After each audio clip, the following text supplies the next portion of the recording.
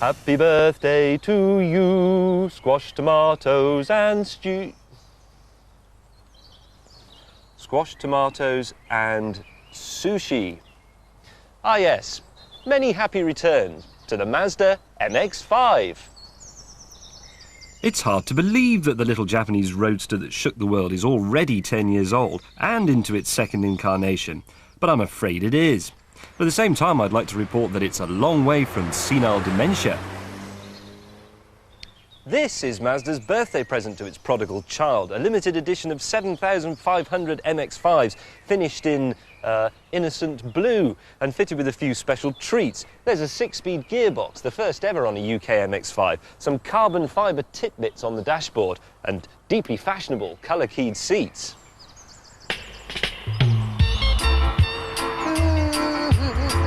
Some Japanese engineers have been mucking around in a shed, improving the suspension with new dampers and anti-roll bars. Trouble is, while they were in there, they had a couple of sakis as well, and then they decided to buff up the alloy wheels. Now they look as if they belong in my trophy cabinet. Except I haven't got one, of course, so they'll just have to stay on the car. Ho-hum. Skylarking, skylarking, that's what. When the first MX-5 came out, here's one they made earlier, car buffs immediately proclaimed it a shameless rip-off of some horrible old plastic Lotus from the 1960s. And it was. But a couple of important differences distinguish the diminutive Mazda from the great old Brit. First of all, it didn't leak, whereas all old British sports cars leak like the Prime Minister's in-tray and smell like damp dogs inside as a result. And it didn't break down. Overall, it was much more, well, much more made in Japan, really. But it was actually styled in America, in California, where the great British sports car was much missed. Mazda saw this and in its great oriental wisdom decided to make a new one, but a new one that was really like an old one. Now at this point we should keep a minute's silence for the old Lotus Elan and its owners. Here's one. Meanwhile, the MX-5 has sold over 500,000. But this is the first worldwide limited edition Mazda MX-5. The project leader, the Honourable Takeo Kijimi, says that this car is already a motoring legend. And he's bloody right.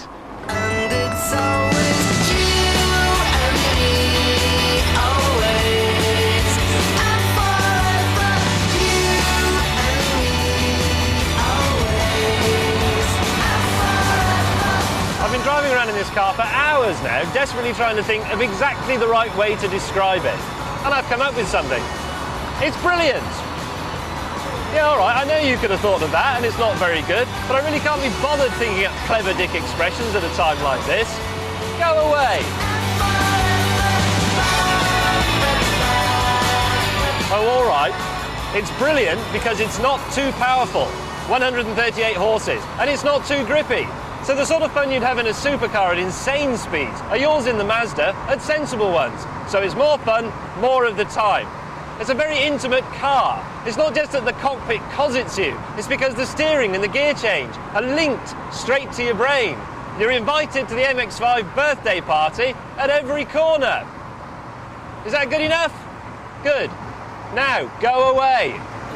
It's you and me. Now look, I don't want to irritate you if you already own the standard MX-5, but this one's better. The new suspension bits make the steering even sharper and the ride just a bit more supple.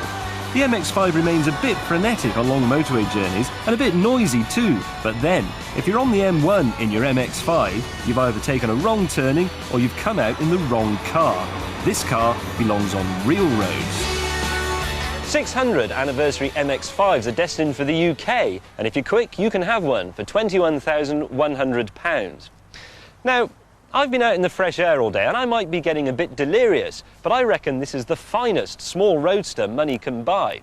Those of you with MGFs will now be chucking stuff at the telly. But think about it. If Mazda hadn't reinvented the affordable sports car all those years ago, would we ever have had an MGF? Or a Fiat Barchetta? Or a BMW Z3? We should be grateful to it.